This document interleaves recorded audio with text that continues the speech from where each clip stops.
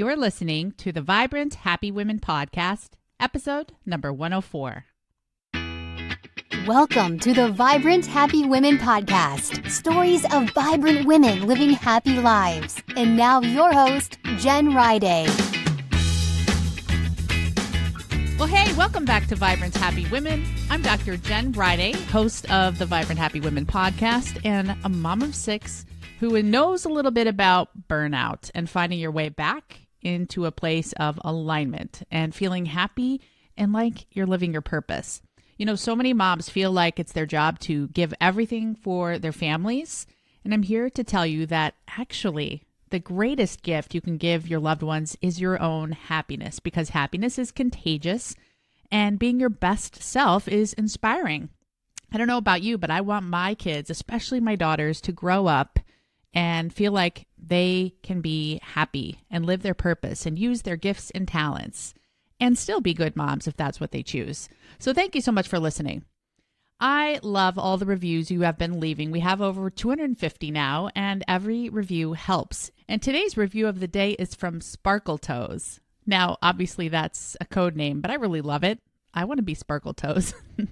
She said, I have recently discovered Jen's podcasts and love listening to them. I listen while I walk my dog and in the car while running errands. The Introverts episode, number 86, was so awesome. I now realize that my daughter is an introvert as I am. Thanks, Jen, for getting my day off to a great start. Well, thank you, Sparkle Toes. I appreciate your review so much, and everyone else listening. If you receive any value at all from this podcast, please leave us a review on iTunes. You can do it by going to jenriday.com/iTunes, or just going into the iTunes podcast app and searching for Vibrant Happy Women. Last week, I talked with Erica Mandy all about finding all the good things that happen on the other side of fear. A great episode if you want to do something, but you're a little afraid and you want to be more confident. Today, we're talking about fear again. Joanna Penn is an author of so many books, and she talks about how we can push beyond the fear and become the creator we were born to be. Each of us, every single one of you listening, has a gift or a talent you were born to share. A gift that if you don't share will be lost to the world forever. And a gift that if you don't share will leave you feeling a little bit empty and unhappy. Maybe that's being a great listener. Maybe it's baking amazing bread. Maybe it's writing a book. Whatever it is, you each have something you were born to create. And when you do it, you will feel so much more vibrant from the inside out. So let's go ahead and dive in and learn how to push beyond that fear and actually do it.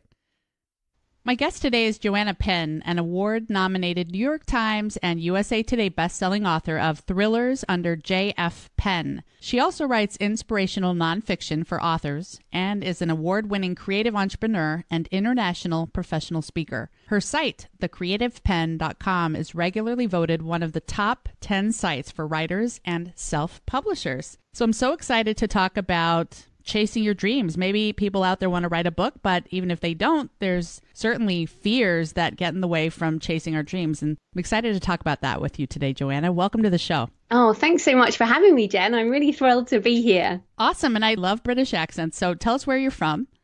Sure. So I'm actually living in Bath in the southwest of the UK. So well known for the Roman baths. So sort of 2,000 years old around here. So that's where I live. So do you visit the spas and baths and stuff that are still there? Yes. I mean, you can visit the posh spa on top of the old stones. But there's an 1,000-year-old abbey here as well. So it's a very historical side of the country. Oh, that's fun. That's fun. Well, we always start off with the guest favorite quote. So I was thinking, gosh, someone who's so well-read and, you know, you have your podcast, the Creative Penn podcast, right? And so you talk about books all the time. How do you possibly pick a favorite quote?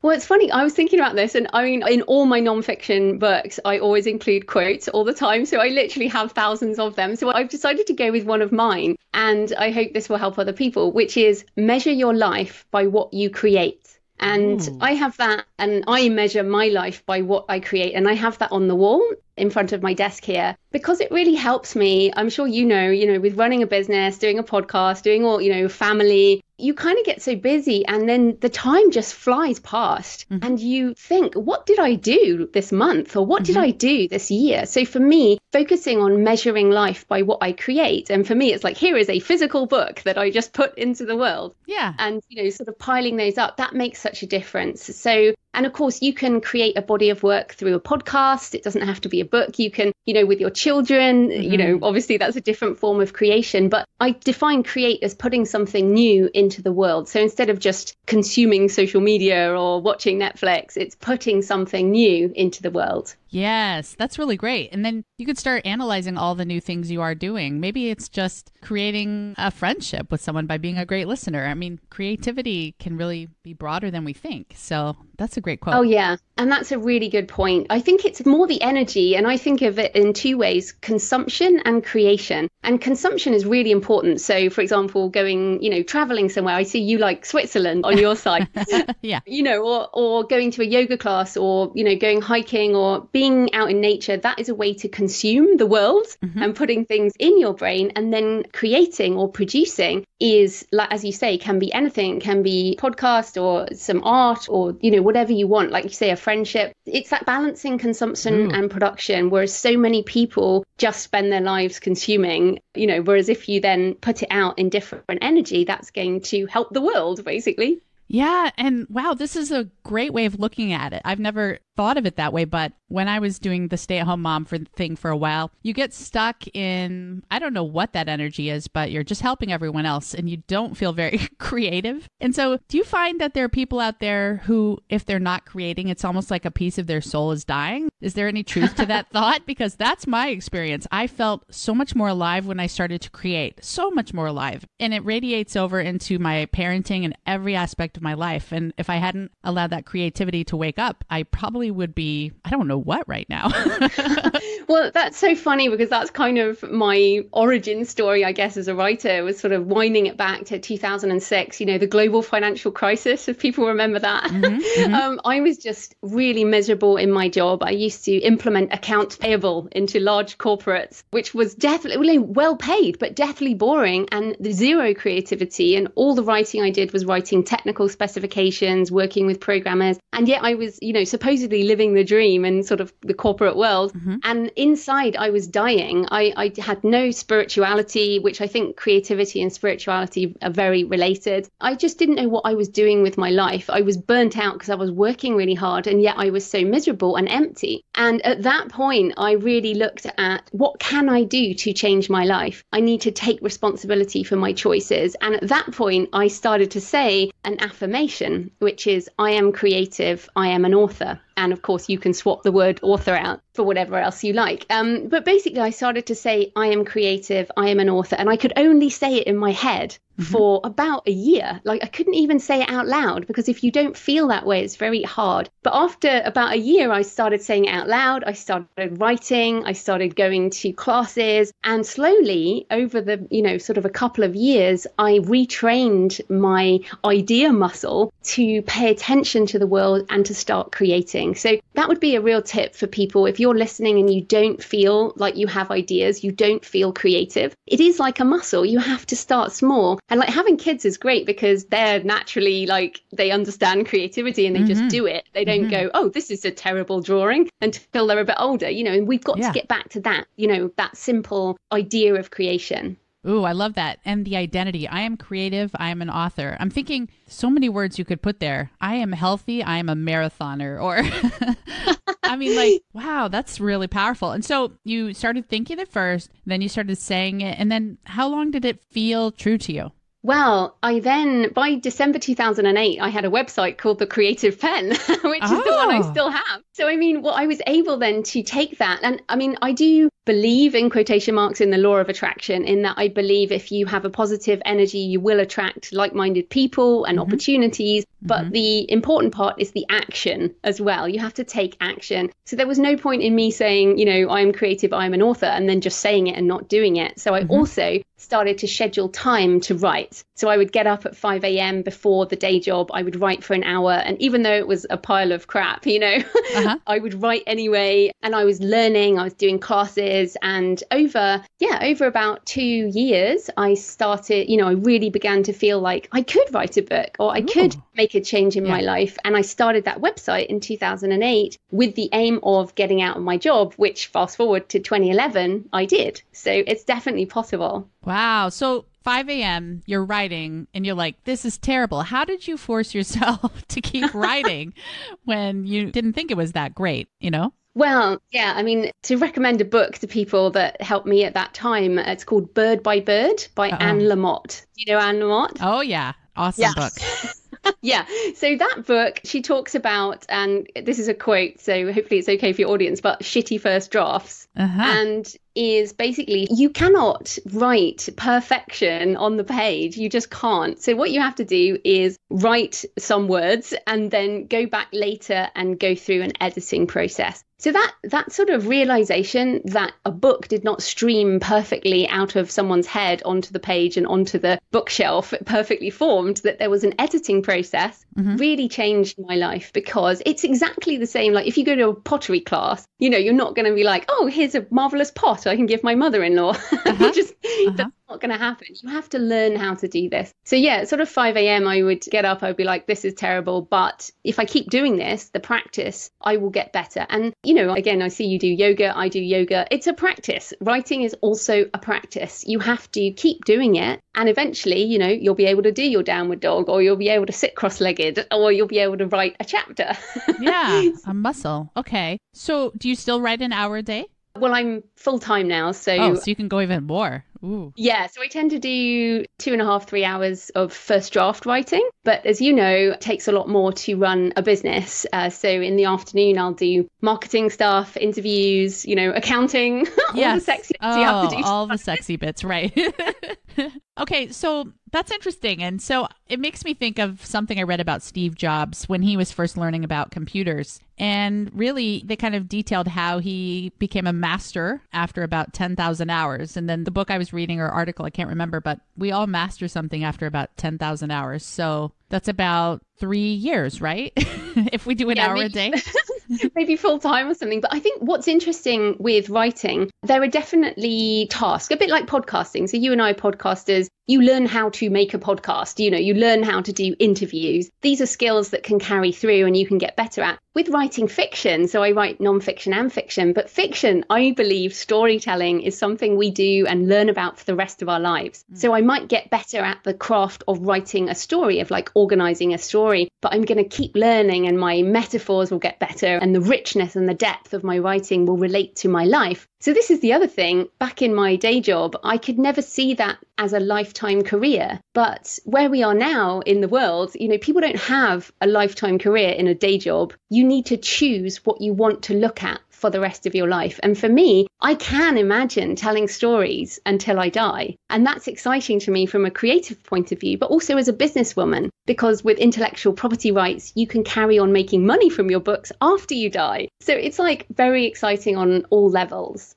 I didn't know you could make money after you die. That's good to know. Well, so if someone wanted to start writing, we have the first draft, which takes, longer to write. You said 2.5 to 3 hours is the amount of time you can spend on first draft writing. But then how many times should people plan to edit, for example? Well, again, the first book you write is always going to be the hardest. So that first one can take time. So my first novel took me about 14 months end to end. And, you do the first draft. It's obviously going to depend on what you're writing. So, for example, a romance novel would be shorter than, say, an epic fantasy novel, or a nonfiction book, for example, can be as short as 30,000 words, which really isn't that much. So once you decide what you want to write and you schedule time to actually write it, then yes, you go through an editing process. And depending on what you're learning, so for example, if you write blog posts, you might be quite used to editing your own work already in a non-fiction sense. So you might just have to get an editor to check it over.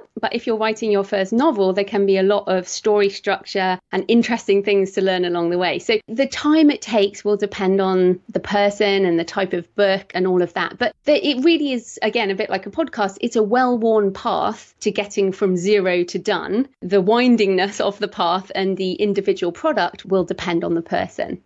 Okay, that makes sense. Well, let's talk a little bit more about the law of attraction and mindset, like you were mentioning before, because I imagine many people listening have thought about writing a book or doing some other creative thing that's a little scary. So if you're standing there on the edge of that cliff thinking about taking the leap, how do you do it? And how do you face that fear? What do you recommend? Well, one thing I would say is that fear won't go away. Sorry, people, but that fear, I just did a video on YouTube actually about self-doubt. And, I sit with writers who've been writing for 40 years and they still are scared of putting a book in the world. So that fear of failure, of judgment, of my work is terrible, no one's going to like it, all of that is normal. And the difference between people who go forwards is the people who just learn to live with that feeling. So it really is then, if you acknowledge that that fear and that self-doubt is part of the creative process, then the next step is really deciding,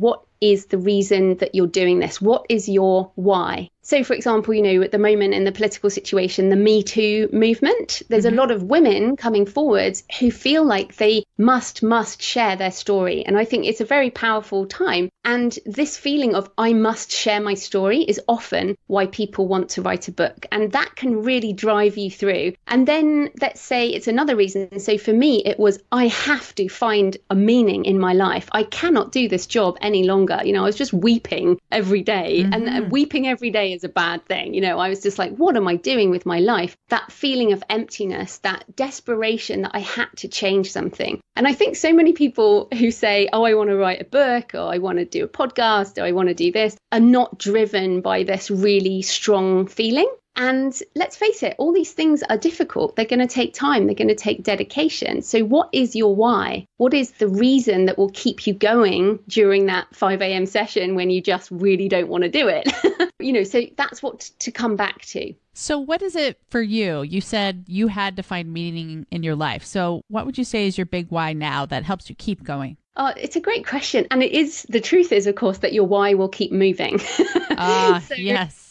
You move the goalpost, right? So originally it was, I want to leave my job, and I left my job in 2011. And then it was, I want to make 6 figures. I want to hire my husband out of his job. And I did that in 2015. And so now I have a very successful business. I have 27 books. And, now I'm like, okay, so I'm actually going through that discussion with myself at the moment, 10 years on. And it very much comes back to that creation. What do I want to do every day? And I want to put new things in the world. I mean, sure, I'd love to win a literary award, that type of thing. But for me, the driver is, on the one hand, I want to create, I measure my life by what I create. And on the other hand, I also love to measure my life by helping other people create.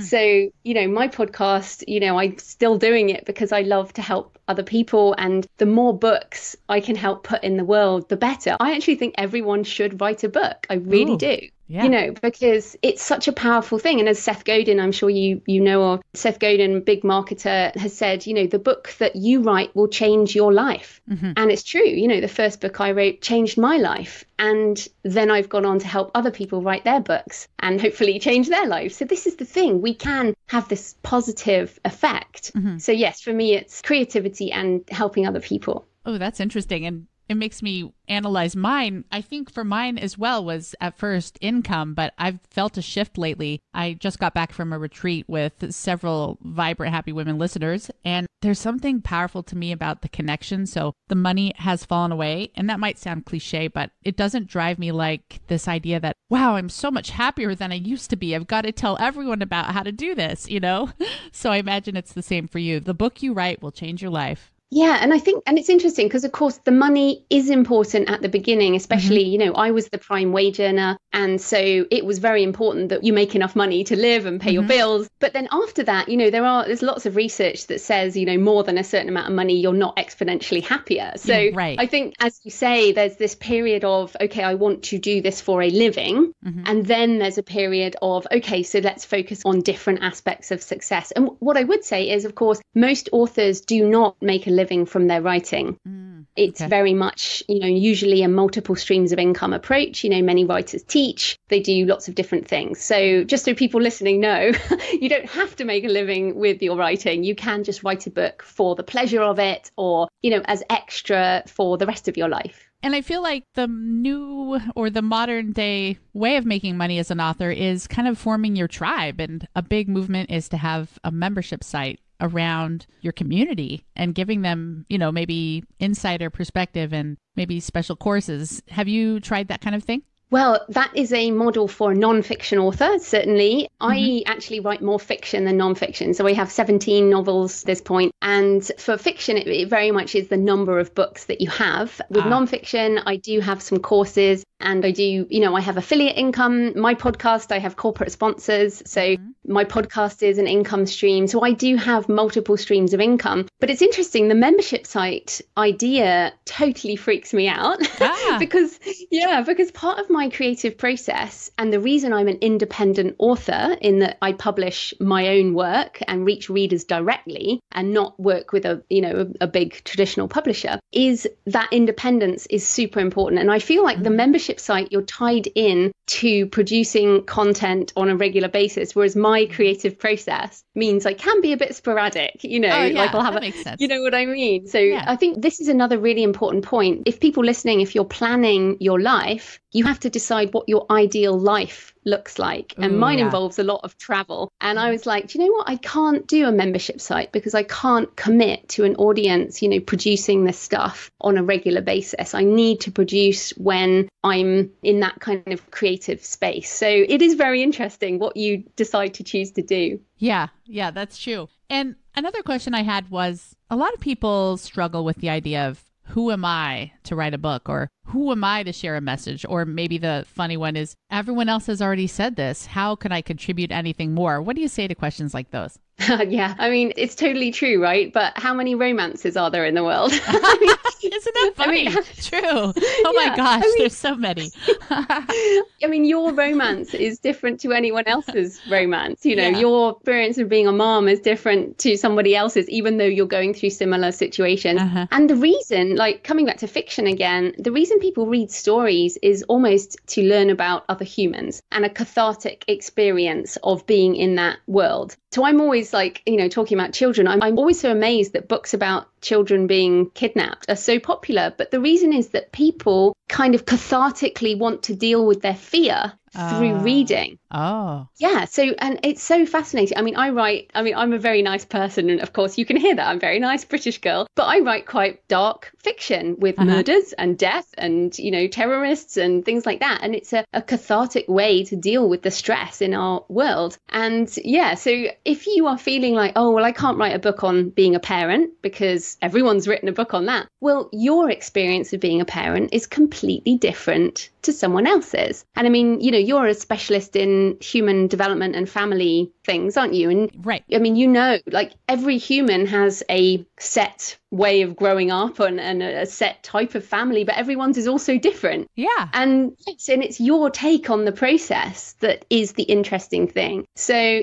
think about that. If you are worrying about being unique, creativity is not being unique. It's taking other things that are in the world, combining them in a different way based on your perspective. And the more personal you can be, the more it will resonate. Yeah. And really, every time I meet a new person, I want to know their story. So I really do think it's true.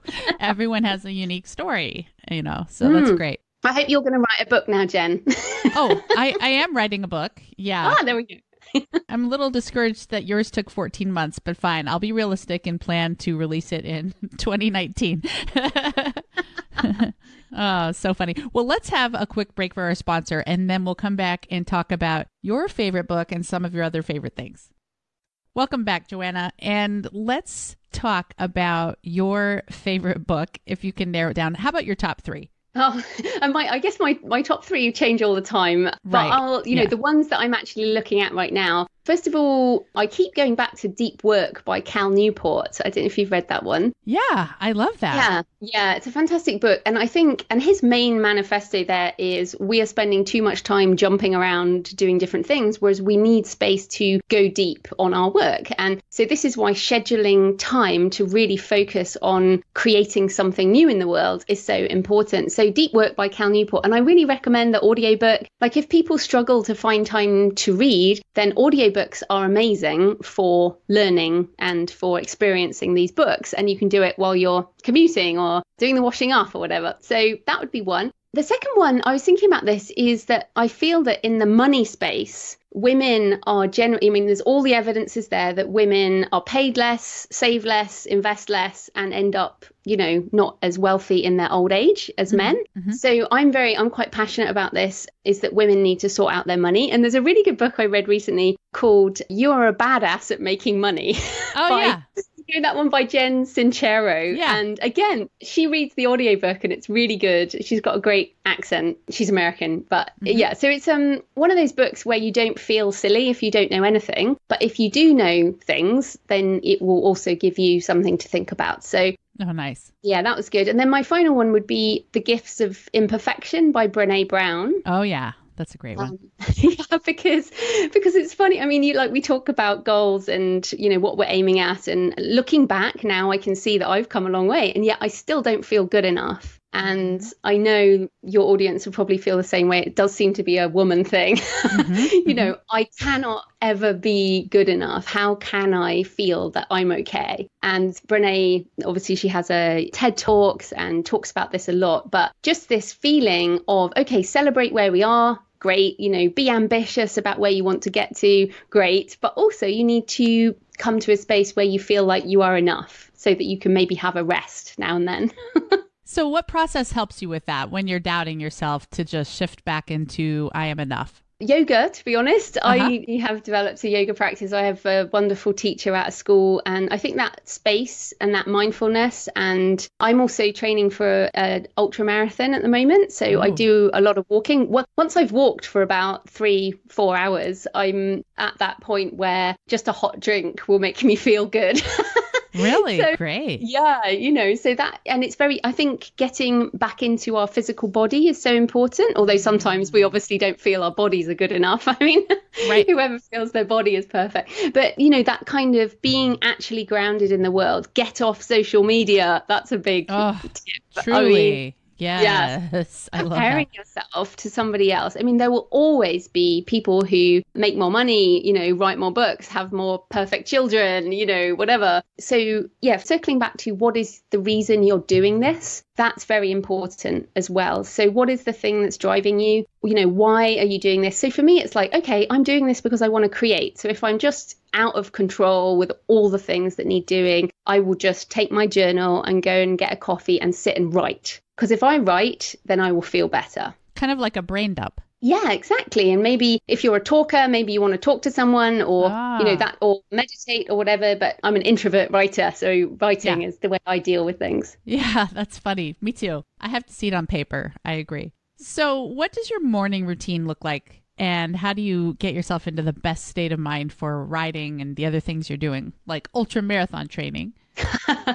Well, I am a morning person, so I get up and I'm at the local cafe at 7 in the morning, which is when it opens, and I will write there for a couple of hours. I wear noise cancelling headphones, which are just amazing. I don't know how I functioned without them. Okay, hot tip.